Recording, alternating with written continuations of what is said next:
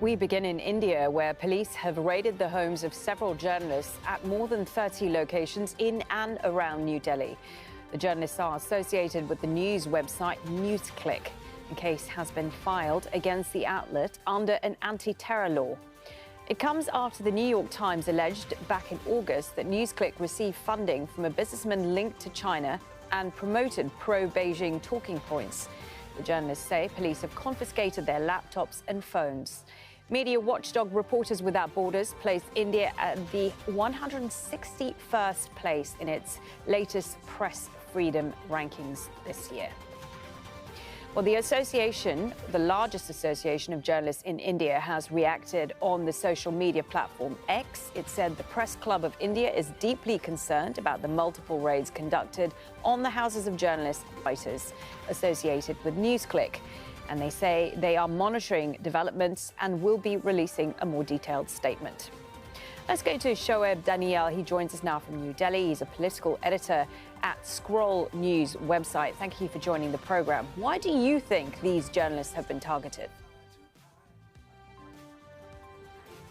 So this is actually part of a pattern against civil liberties that the Modi government has run for the past decade or so. The case against NewsClick actually has been long running and earlier involved a case of foreign funds being transferred under draconian enforcement directorate laws. And now that's been widened to an anti-terror case after, as you pointed out, the New York Times published an article in August alleging that NewsClick had received Chinese funds. So this is part of the Modi government's politics around muscular nationalism, muscular security. And as you can see, this is playing out hugely in India today across the news channels along these lines. As you say, the authorities say they've used this anti-terror law to justify these raids. I mean, does that make sense to you that they've used anti-terrorism laws to target these journalists? Well, yes and no. At any moral level, it does not. The journalists being raided are being raided, I mean, across the board. Even if we were to, for a minute, believe these allegations, at worst, you could have targeted the management of the website. But what we're seeing right now is even junior employees are getting raided, even contributors are getting raided, which is absolutely, frankly, ridiculous. The yes comes from the fact that India has an extremely draconian terror law regime, where people can be arrested and locked away for years without trial. And we've been seeing that with civil rights activists, across India. There have been cases where rather flimsy allegations have been made and people locked up under India's terror law, which is called the UAPA, which is what is being used here. So legally, unfortunately, there isn't a lot to push back against this sort of action, the way India's laws and courts have interpreted this. And tell us a bit more what you think about these New York Times allegations about the funding of this website, that it comes from a US millionaire who is pushing some sort of Chinese propaganda. I mean, what is your understanding? Do you use this website? What more can you tell us about it? And is it illegal in any way for overseas funding for a news website in India?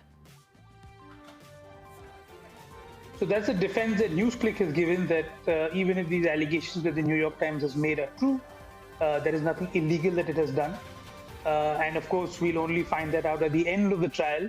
But the way India's legal system is sort of built, that final verdict might come after so many years, in a way, the process is the punishment. The fact that these cases have been launched, that these charges have been made against NewsClick and these raids have been made, and potential arrests could also be made. That itself would be so punitive. And remember, NewsClick is a very small news organization, an independent news organization. That itself would be extremely harmful, not only to NewsClick, but the idea of press freedom in India, because then you can, based on these sort of allegations, you could really go after any media house or journalist in India. And as we were reporting earlier, this year, India slipped in the World Press Freedom Index. It's now 161 out of 180. What is your experience when it comes to press freedom? Press freedom has indeed taken a huge hit over the last decade. India was always a functioning democracy. and we always had a push and pull when it came to press freedom. But over the last decade, what we're seeing is that even a sort of facade that the government used to put forward in helping protect journalists and helping protect journalism is gone. You can see that journalism itself nowadays is becoming increasingly a crime. If you're on the wrong side of the divide, you could be raided, you could be arrested, you could be charged with a litany of offenses. And remember, it's a state on the other side, so they have an infinite amount of resources. And very often the journalists who are independent and are reporting, against power, they don't have a lot of resources. So it's a really chilling. It has a chilling effect, honestly, on journalism in India.